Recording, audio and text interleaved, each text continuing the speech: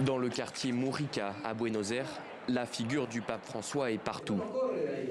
À l'intérieur de l'église, le prêtre Ignacio Bagatini, qui a longtemps travaillé à ses côtés lorsqu'il était archevêque de Buenos Aires, voulait célébrer une messe en son honneur.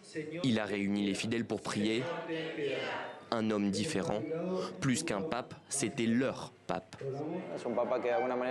C'est un pape qui, d'une certaine manière, par ses réflexions, sa pensée, a commencé à interroger de nombreux dirigeants du monde sur le fait que l'Église n'est pas réservée à un seul acteur, mais que l'Église est une famille qui doit accompagner tout le monde.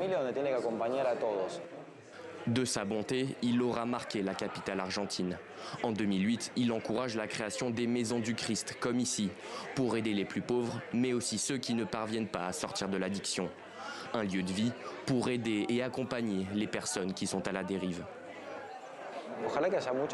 J'espère qu'il y aura une grande continuité et que d'une certaine manière, l'héritage que le pape nous laisse commencera à être poli, à briller.